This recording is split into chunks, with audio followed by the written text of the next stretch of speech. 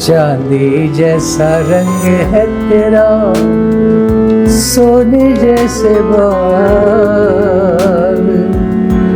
एक तू ही। भाई, जब माहौल खुशनुमा होता है तो गजल के बोल मुंह से निकल पड़ते। एक घुंघरू टूट गए, वो है आईना जग से लाज, मैं इतना जोर से नाची आज। एक घुंघरू चांदी जैसा रंग है तेरा। आदाब, नमस्कार, मैं हूं पंकज उधास।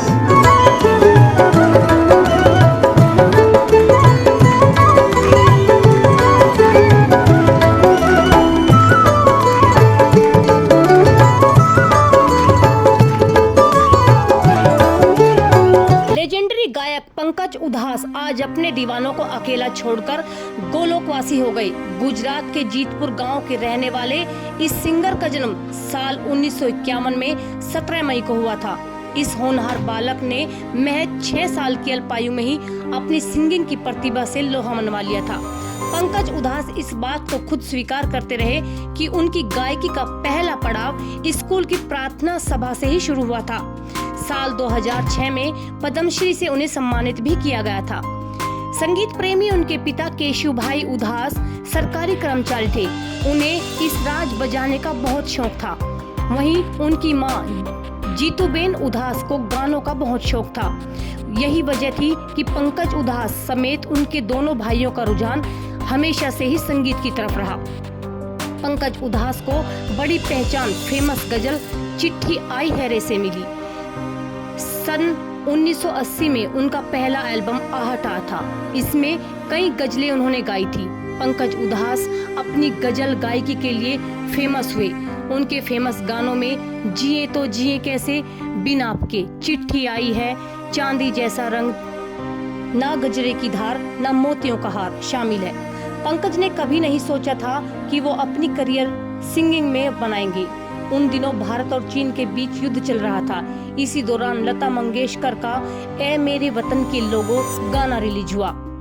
पंकज को ये गाना बहुत पसंद आया। उन्होंने बिना किसी की मदद के इस गाने को अपनी आवाज के साथ तैयार किया।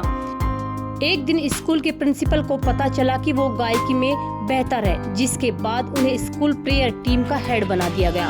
एक बार उनकी कॉलोनी में माता रानी की चौकी बैठी थी। रात में आरती भजन के बाद वहां पर कल्चर प्रोग्राम हुआ था।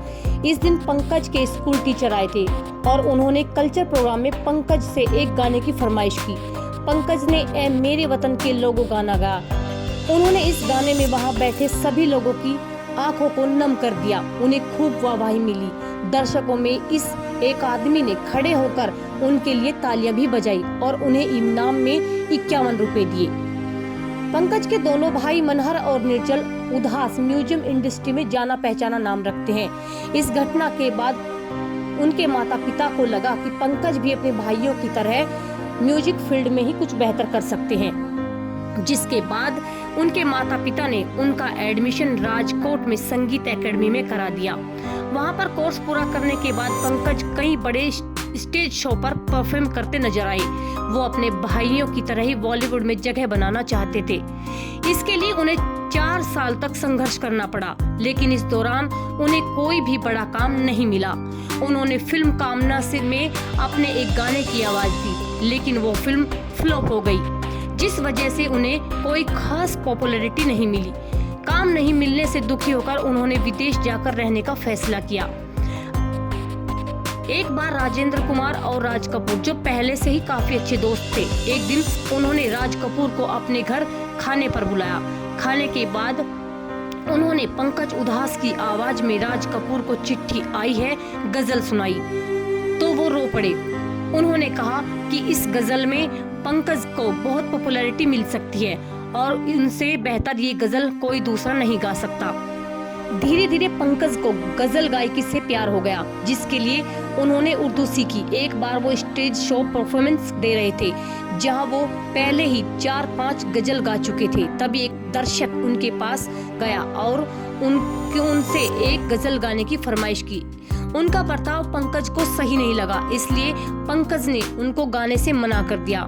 इस बात पर वो आदमी इतना भड़क गया कि उसने पंकज के सामने बंदूक तान दी और उन्हें गाने के लिए कहा।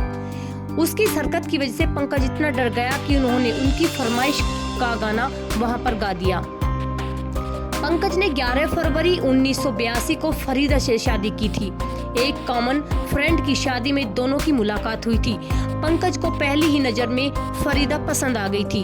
उस वक्त वो ग्रेजुएशन कर रही थी और फरीदा एयर होस्टेस भी थी। पहले दोनों में दोस्ती हुई, फिर प्यार। दोनों शादी करना चाहते थे।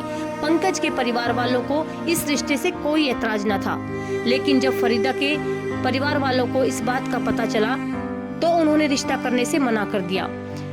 वो दूसरे धर्म में अपनी लड़की की शादी नहीं करना चाहते थे। फरीदा के कहने पर पंकज उनके घर गए और उनके पिता से अपने रिश्ते की बात कही। फरीदा के पिता रिटायर्ड पुलिस अफसर थे, इस वजह से पंकज बहुत डरे हुए भी थे, लेकिन उन्होंने अपनी बातों से उनका दिल जीत लिया। फरीदा के पिता दोनों की शादी के लिए मान गए, जिसके बाद दोनों की शादी हुई। दोनों की 2 बेटियां नायाब और रेवा है। जिस फिल्म के गाने से पॉपुलैरिटी मिली उसमें काम करने के लिए मना कर दिया था। विदेशों में भी पंकज को बहुत पॉपुलैरिटी मिली। इस दौरान एक्टर और प्रोड्यूसर राजेंद्र कुमार ने उनके गानों को सुना और बहुत इम्प्रेस हुए। वो चाहते थे कि पंकज एक फिल्म के लिए गाना गाए और कैमिया भी करे। इसके लिए उनके असिस्टेंट ने पंकज से बात की, लेकिन उन्होंने मना कर दिया। इस बात और पंकज के रवैये का जिक्र राजेंद्र कुमार ने उनके भाई मनहर से किया। जब मनहर ने ये बात पंकज को बताई तब उन्हें बहुत बुरा लगा। उन्होंने राजेंद्र कुमार के असिस्टेंट को कॉल किया और मिलने के लिए मीटिंग फिक्स की।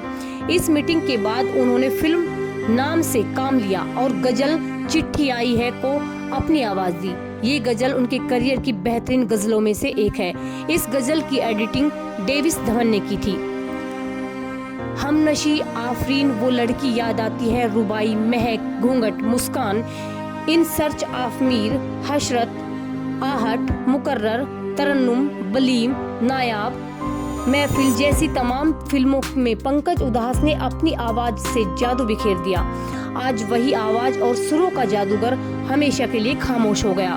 जब तक दुनिया रहेगी तब तक पंकज उधास को याद किया जाएगा।